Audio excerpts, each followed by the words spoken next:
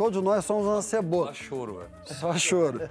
Ou seja, se você tirar as camadas de que nós somos, que a gente foi construindo ao longo da vida, na origem não tem nada. Tem nada. E como é que a gente foi construindo essas camadas, assim?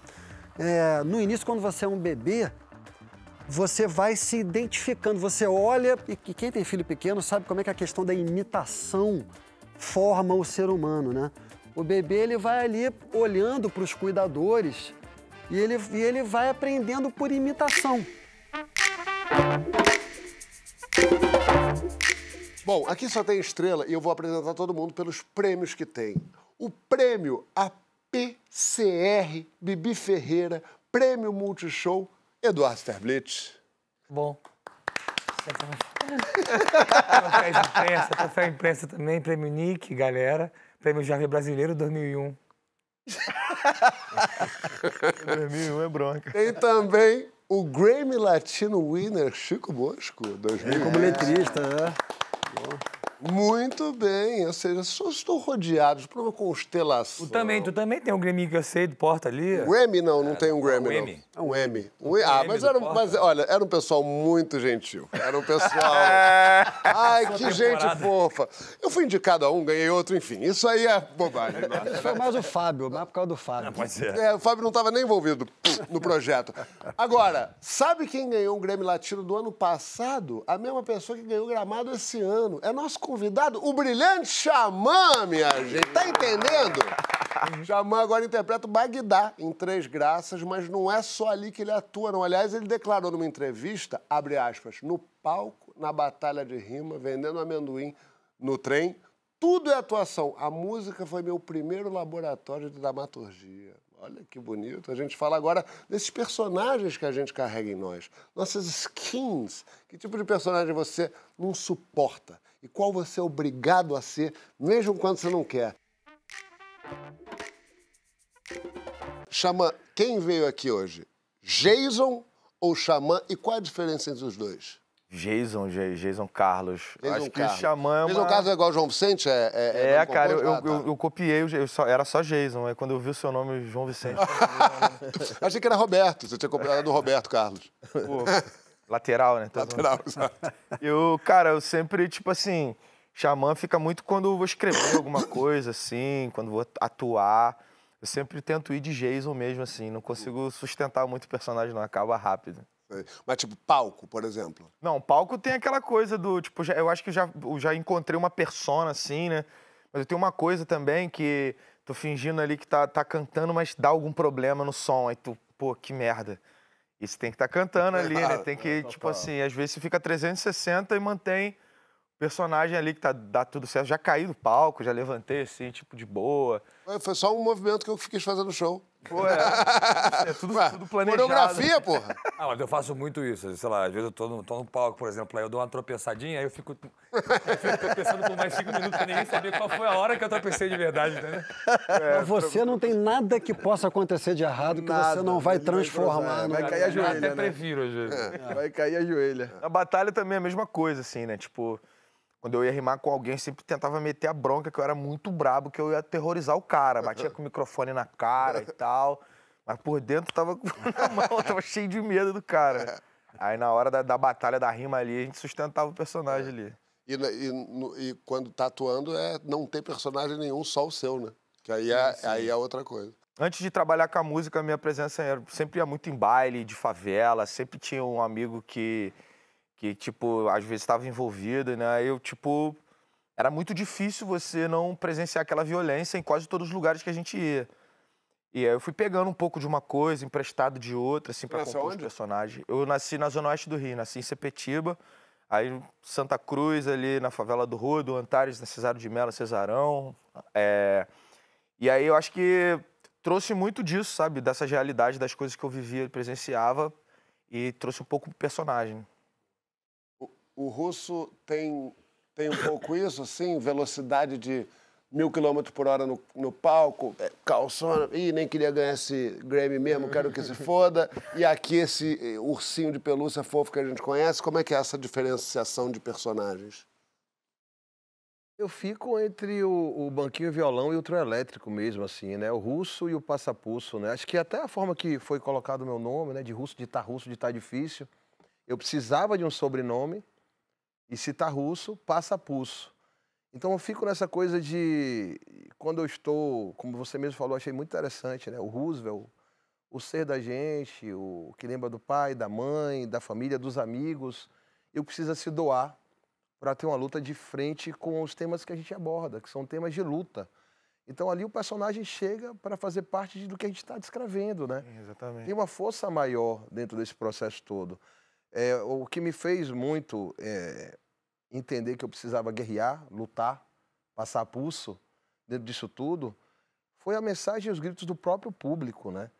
Eu ficava tocando no Pelourinho, a galera gritava ali, no carnaval a galera tá apertado, um cara mandava uma ideia para mim, Salvador, tudo ali, tudo pergunta e resposta.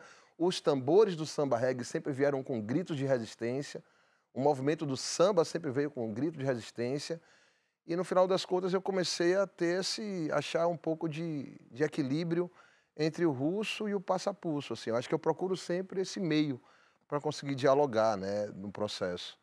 É a calmaria e o silêncio que precede o esporro, assim. Francisco, tem uma frase que eu gosto que diz assim: custei a entender que a fantasia é um troço que o cara tira no carnaval e usa nos outros dias da vida. De quem é essa frase? Então, Explica ela. na verdade, é um verso do Aldir Blanc, numa canção antiga com o meu pai, João Bosco. Acho que o nome da canção é Fantasia, eu não ouço há muito tempo. Eu acho essa frase muito psicanalítica. Por quê? Porque, para a psicanálise, a construção, o nosso eu, o que a gente chama de eu, é uma construção. Muita gente tende a pensar que o nosso eu tem uma espécie assim de essência, né? Que cada um tem originalmente uma essência. Assim. Para a psicanálise, não. O Lacan usava essa metáfora muito interessante. Uma pessoa que fala assim, pô, você não está sendo você. Então, o Lacan tinha essa metáfora interessante da cebola. Que ele falava que o eu não é como uma fruta, sei lá, uma manga. Um abacate. Exatamente. O abacate é o caroço mais bonito, né? Exatamente. Não é um abacate que você tem a carne verde e dentro você tem um caroço, que seria a essência, que nasceu com você e o resto foi se formando ao longo da vida, entendeu? Pro Lacan, não. Pro Lacan, nós somos uma cebola. Você é uma cebola. O Edu é uma cebola. O Edu é uma cebola é uma frase que não causa tanta estranheza. Assim. Mas, enfim, todos nós somos uma cebola. Só choro, velho. Só choro. Ou seja, se você tirar as camadas de que nós somos, que a gente foi construindo ao longo da vida, na origem não tem nada. Não tem nada. E como é que a gente foi construindo essas camadas, assim? No início, quando você é um bebê, você vai se identificando. Você olha, e quem tem filho pequeno sabe como é que a questão da imitação forma o ser humano, né? O bebê, ele vai ali olhando para os cuidadores e ele vai aprendendo por imitação. E é por identificação que a gente vai construindo essas camadas do nosso eu em torno de um vazio original. Portanto, aí voltando para o Aldir, né? O que o Aldir quer dizer, né? O nosso eu não é um corpo nu, pelado, que veste uma roupa. O nosso eu é desde sempre uma roupa. Só que o que acontece? No início da nossa vida, assim, a gente não escolhe essa roupa, essas identificações a gente vai fazendo inconscientemente. Você quer mesmo sair de pirata, de bailarina. Então, aí beleza, aí com o tempo, você que você como artista, eu como pensador, tal, a gente vai, tem uma frase bonita do Lacan, transformando o sintoma em estilo.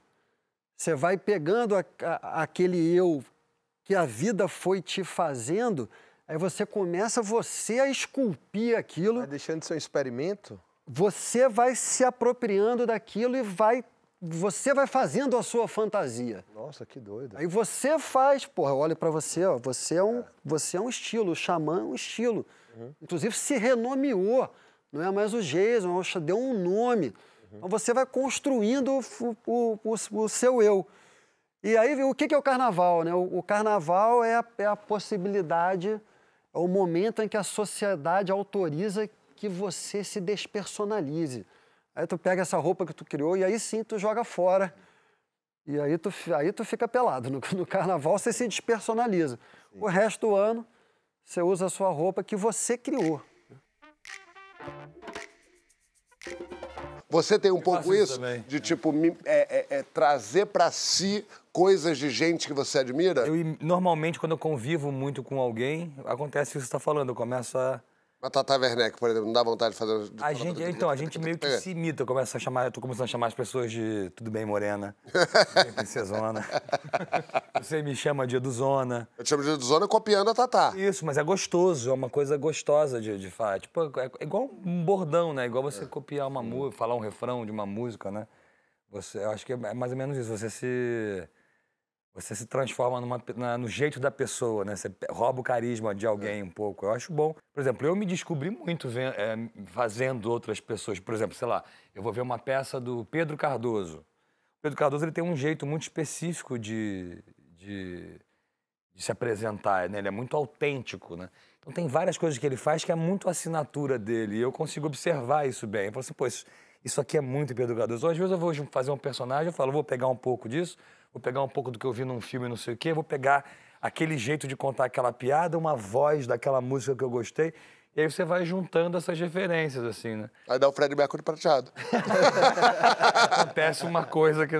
Mas eu acho que é isso, eu acho que é uma inteligência de não dar cópia, né? Mas de você entender a referência. Hoje, por exemplo, com inteligência artificial, é a mesma coisa. Você tem muita possibilidade de alcançar referências até que você nem tem, que você é presenteado por, mas dependendo de como você usa, fica muito bom. Se você usar como, né, você só pega aquilo ali, empacota do seu jeito e faz, fica sem alma, né? Então, é bom você imitar, mas você imitar com a tua... Você não reproduzir, você botar o teu jeito de fazer, né? Você mudou muito de ambiente, né? Você foi de um ambiente... Qual foi essa adaptação mais difícil? Como é que você faz essa adaptação? Ou não faz? Ou se é isso em qualquer lugar? Como é que é? Cara, então, no início foi bem... foi complicado, porque...